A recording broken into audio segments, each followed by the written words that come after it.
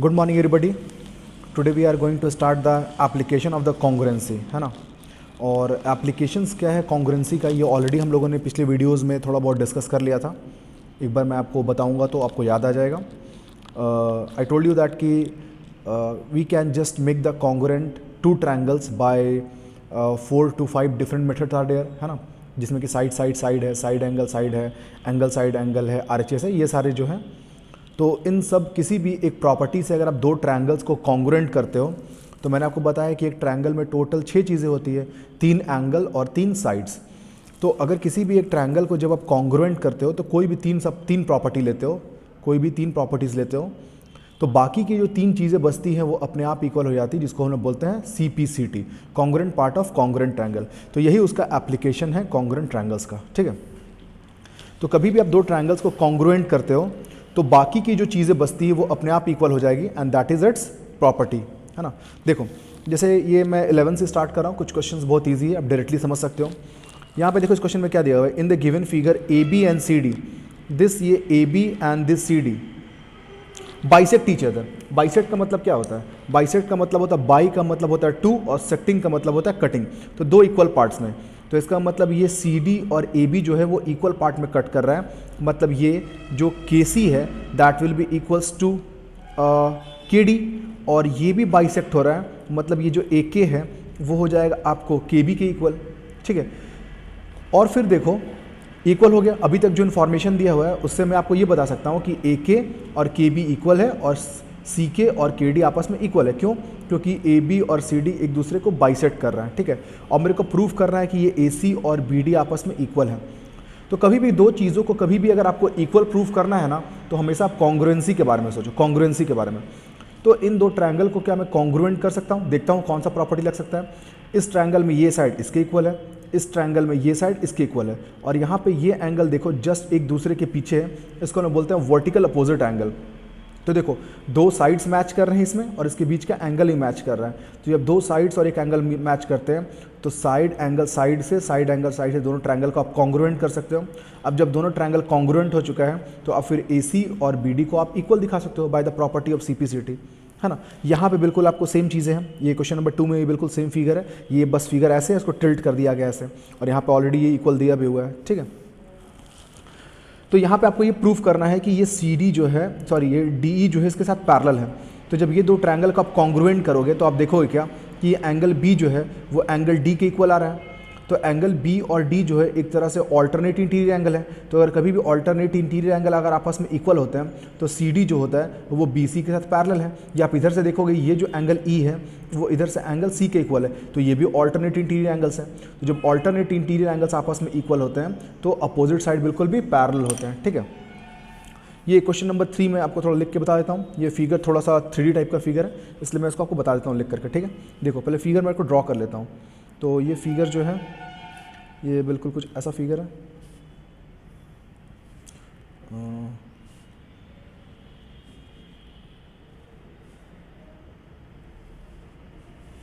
ठीक है, ये लगभग आपको ऐसा फिगर बन रहा है, थोड़ा सा इधर होना चाहिए था, no problem. I hope you can understand. ACD और B, देखो इस क्वेश्चन में दिया हुआ है कि ये जो OA है, this one OA is equals to OB, ये दोनों आपस में इक्वल हैं। फिर यहाँ पे OC, ये जो OC है this will be equal to OD, ये दोनों आपस में इक्वल हैं। एंड AOB ये पूरा कंप्लीट एंगल जो है that is equals to COD, ये पूरा कंप्लीट एंगल के इक्वल है, ठीक है। तो आप देखोगे कि ये पूरा जो कंप्लीट एंगल है ये पूरा कंप्लीट एंगल के इक्वल है। तो बीच का जो ये एंगल आ रहा है ये दोनों में आ रहा है ना, तो अगर ये पूरा एंगल में इसको माइनस करोगे तो सिर्फ ये वाला पार्ट आपके लिए बचेगा। अब मैं कलर्स दिखाता हूँ। अगर ये पूरा एंगल में ये बीच का एंगल को माइनस करेंगे तो ये सिर्फ ग्रीन वाला एंगल बचेगा यहाँ पे, ठीक है। और इस पूरे एंगल में इसको माइनस करोगे तो इधर से ये ग्रीन वाला एंगल बचेगा। अब यहाँ पे इस ट्रायंगल को ध्यान से देखो, मैं थोड़ा ऐसे करके दिखाता हूँ। ये ट्रायंगल है, ठीक है। तो इस ट्रायंगल में देखो ये साइड इस साइड के इक्वल है, ये साइड इसके इक्वल है, और बीच का जो एंगल है दोनों मैच कर रहे हैं। तो जब दोनों एंगल्स मैच कर रहे हैं तो इसका मतलब दोनों ट्रायंगल को आप कॉन्ग्रुएंट कर सकते हो by the method of the side angle side. अब दोनों ट्रायंगल कॉन्ग्रुएंट हो चुके हैं तो बचा हुआ साइड कौन होगा? BD। तो BD किसके इक्वल होगा? AC के इक्वल होगा। आप बिल्कुल आराम से इसको बना सकते हो। तो देखो यहाँ पे AC A C is equal to B D proof करना है, दोनों ट्रायंगल को आप कॉन्ग्रुएंट कर लोगे तो ये बन जाएगा। ठीक है, फिगर थोड़ा क्लियर नहीं हो पाया, मैं फिगर को एक बार और आपको बना के बता देता हूँ। देखो ये फिगर कुछ ऐसा होना चाहिए था। ये आपके पास मैंने एक पहले ट्रायंगल बनाया, ठीक है, ये देखो ये ट्रायंगल है और ये थोड़ा ऐसे है, ऐसे है और ये बिल्कुल ऐसे है। ठीक है, ऐसे मान के चलो इसको। तो यहाँ पे ये O है, यहाँ पे A है, यहाँ पे C है, यहाँ पे B था और यहाँ पे D था। ठीक है, यहाँ पे बोल रहा था कि ये जो OC है this is equals to OD and this one is equal to this one, है ना। और फिर क्या बोल रहा है, ये पूरा कंप्लीट एंगल जो है वो इस पूरा कंप्लीट एंगल के इक्वल है। तो इस पूरा कंप्लीट एंगल के साथ और इस पूरा कंप्लीट एंगल के साथ ये साइड बिल्कुल कॉमन है ना। तो आप देखोगे कि अगर मैं इस एंगल में ये कॉमन एंगल को माइनस करूँगा तो ये मेरे पास ये कलर वाला एंगल बचेगा, और इस पूरे कंप्लीट एंगल में यही माइनस करूँगा तो मेरे को ये कलर वाला पार्ट बचेगा। मैं कलर कर दे रहा हूँ, अब तो बिल्कुल बहुत अच्छे से समझ में आ रहा होगा। अब मैं इस ट्रायंगल को और इस ट्रायंगल को कॉन्ग्रुएंट करता हूँ। कैसे, देखो ये साइड इस साइड के इक्वल है, ये साइड इसके इक्वल है, ये एंगल इसके इक्वल है। साइड एंगल साइड से दोनों ट्रायंगल कॉन्ग्रुएंट हो चुके हैं। तो ट्रायंगल कॉन्ग्रुएंट हो चुका है, इसका मतलब कि आप बोल सकते हो कि दोनों ट्रायंगल कॉन्ग्रुएंट है किस मेथड से, साइड एंगल साइड से। तो जब साइड एंगल साइड से कॉन्ग्रुएंट हो चुका है तो बचा हुआ साइड कौन हुआ, AC। तो AC किसके इक्वल होगा, BD के इक्वल। कौन सा प्रॉपर्टी, बाई CPCT। बस ये आपको लिखना होगा। ठीक है, आप आराम से लिख सकते हो इसको। अब देखो मैं क्वेश्चन नंबर आगे बताता हूँ। कुछ क्वेश्चन तो आप डायरेक्टली अब समझ सकते हो। ठीक है, यहाँ पे जितने भी क्वेश्चन है अगर सबको अगर आप कॉन्ग्रुएंट कर दोगे तो ये क्वेश्चन आपको बिल्कुल भी आराम से बन जाएगा। आप बिल्कुल इसको सॉल्व करो, आराम से बन जाएगा। ठीक है, जो भी आपको डाउट्स होगा बिल्कुल आप मेरे से पूछ सकते हो ऑनलाइन क्लासेस में। कुछ और क्वेश्चन मैं डिस्कस कर लेता हूँ। जैसे मैं क्वेश्चन नंबर 6 लेता हूँ। Question number 6, in the given figure PM equal to PN। देखो PM is equal to PN, दोनों इक्वल हैं and both are the perpendicular okay, and you have to just prove that कि AM equal to AN। देखो ये question बता देता हूँ, लिख के मैं बता देता हूँ पूरा इसको। देखो ऐसे कुछ क्वेश्चन है ये।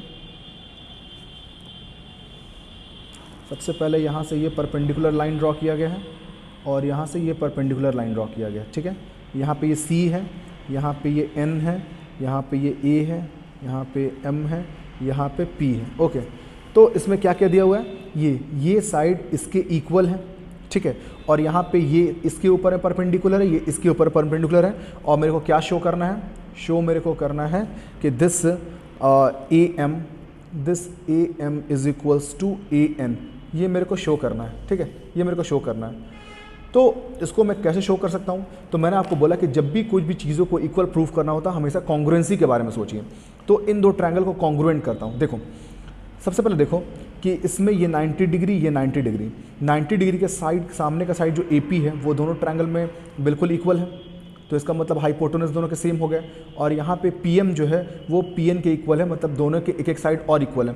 तो ये दोनों ट्रायंगल को हम लोग कॉन्ग्रुएंट कर सकते हैं बाई आर्चेस मेथड से, है ना। तो मैं लिखता हूँ कैसे, देखो यहाँ पे AP इज़ कॉमन, बिल्कुल कॉमन है, AP इज़ कॉमन, है ना। और इसका एंगल लिखता हूँ, angle PNA is equals to angle PMA that is equals to 90 degree. और फिर आप देखो यहाँ पे जो PN है, this PN is equals to PM, है ना। देयरफॉर मैं बोल सकता हूँ, देखो एक ये हो गया मेरे लिए हाइपोटेनस, ये हो गया राइट एंगल, और ये मेरे लिए हो गया एक साइड। तो मैं बोल सकता हूँ दोनों ट्रायंगल कॉन्ग्रुएंट हैं। तो नाम कैसे लिखेंगे, देखो कि ट्रायंगल, अगर मैं इसका नाम लिखता हूँ PAN is congruent to triangle. अब मेरे को इसका नाम लिखना है, नेमिंग मैंने आपको बहुत अच्छे से सिखाया था। देखो कैसे हम लोग नेम लिखते हैं। देखो इस ट्रायंगल में 90 डिग्री कहाँ पे, N पे, N को मैंने प्लेस किया लास्ट में। इस ट्रायंगल में 90 डिग्री कहाँ पे, M, तो M को भी मेरे को लास्ट में प्लेस करना पड़ेगा। अच्छा, N के बाद A है, तो N के बाद A आ रहा है, तो आपको पता होना चाहिए M के बाद भी यही आना चाहिए, दोनों सेम मैच करने चाहिए, क्योंकि यहाँ पे दोनों PP मैच करेंगे। तो यहाँ पे आ गया आपको ये M, यहाँ पे A, और यहाँ आ गया P। तो यहाँ पे देखो PAN is congruent to triangle PMA by किस मेथड से, RHS मेथड से, RHS से। जब RHS से दोनों आपस में कॉन्ग्रुएंट हो चुके हैं तो आप देखो यहाँ पे जो AM होंगे, AM वो बिल्कुल AN के इक्वल होंगे। देखो अगर आप नेम सही से लिखोगे तो आपको आराम से दिख जाएगा कि लास्ट टू AM ले रहे हैं तो ON के इक्वल ही होगा, है ना। तो इसका मैं बोल सकता हूँ कि this AN is equals to AM by CPCT से। CPCT का फुल फॉर्म क्या मैंने बताया था, congruent part of congruent triangle. ठीक है, लाइक वाइज आप क्वेश्चन नंबर 7 जो है बिल्कुल आराम से आप प्रूव कर सकते हो।